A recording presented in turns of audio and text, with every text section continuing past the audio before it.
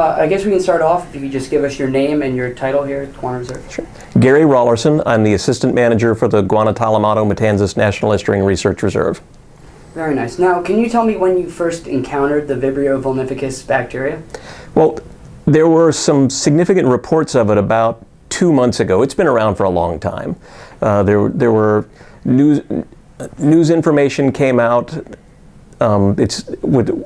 Earlier this summer, I think one of the most significant events happened in Volusia County. There was a gentleman who was cast netting and apparently had an open wound. I don't know if he got that open wound while he was cast netting or had already been injured, but there were bacteria floating in the water. These bacteria usually show up in the warmer months, so we're talking April, May to September, October timeframe.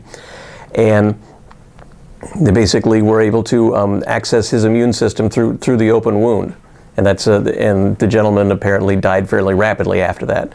Now, the other primary source of infection for Vibrio vulnificus is through consumption of undercooked or uncooked shellfish. So oysters on the half shell. If you have a clam chowder where it hasn't been cooked long enough, you can actually and those oysters or clams have been subject to the Vibrio in the water column. They can be infected and pass that infection along to humans.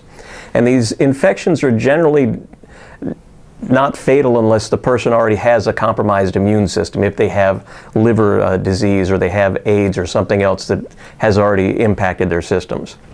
Okay, would you consider the Vibrio bacteria to be dangerous in the area, or even in the waters of Florida? It's not a.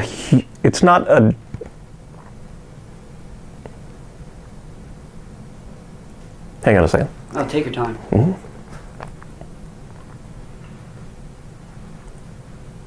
Like anything, there are risks with consumption of undercooked shellfish.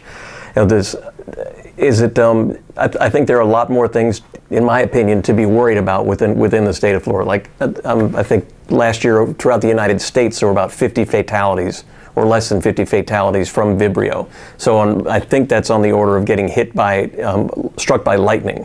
So it's a risk, and definitely people, especially in those high risk groups, such as we said with low immune systems, AIDS, should not be consuming uncooked shellfish by any means, and probably want to avoid the clams and oysters altogether, just to be on the very safe side.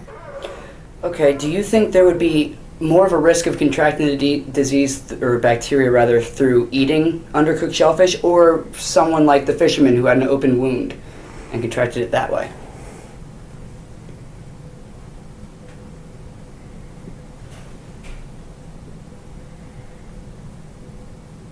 I'm not sure. I would get. Oh, I'm not going to guess. Okay, that's fine. What else can I ask you?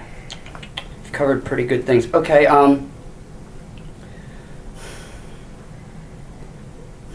What precautionary measures can swimmers, eaters of shellfish, I mean, what can someone do to?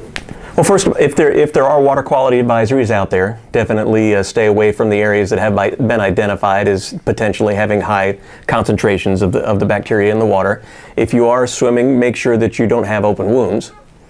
And again, especially if you have a compromised immune system, make sure that you avoid the foods during that time frame, and make sure that you just take care of yourself as much as possible. I heard that treating wounds with alcohol kills the bacteria. Does that help as well for the precautionary measures? That could probably help in the very short term. I mean, but remember, once these things get in the bloodstream, that alcohol is not going to go all the way through the system. Absolutely. Yeah, I did too, and I forgot it. So this is a warm water based bacteria. Yes. So is that why it's more common? You'd say like around the Florida waters. Yes, and also that's what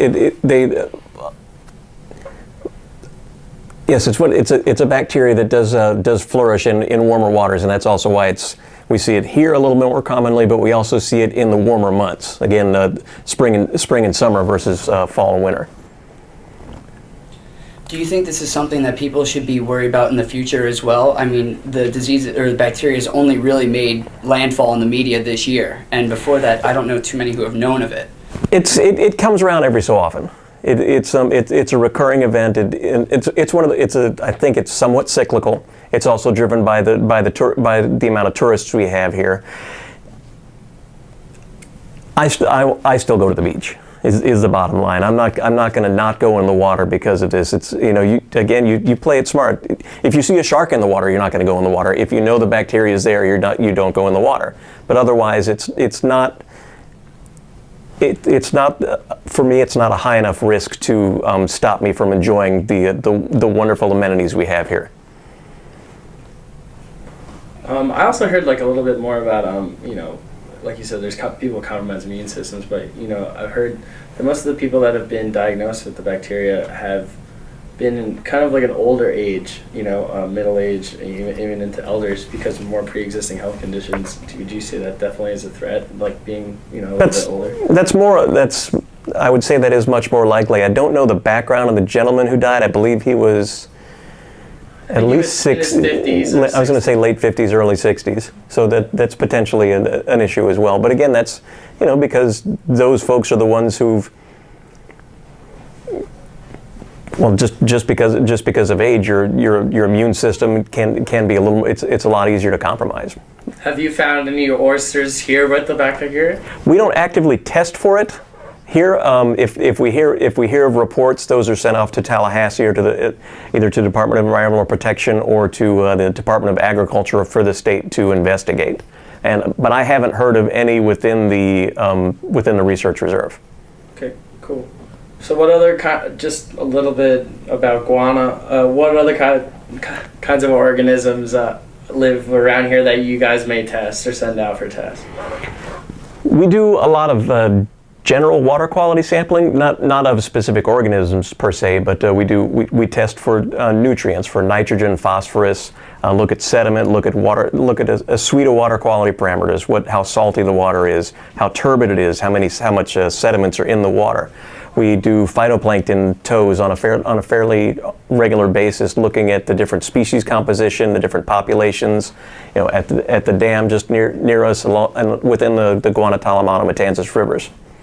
Also, we do occasional fisheries sampling. We have active volunteer programs for birdwatch, both on the shores and inland, for butterfly monitoring.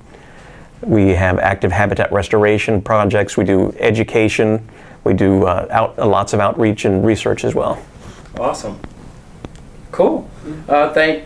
Yeah, I think we got a lot. Covered it pretty Thank well. you so much. Okay. Yeah. So thank you. Yeah. All right. Thanks, y'all. Yeah.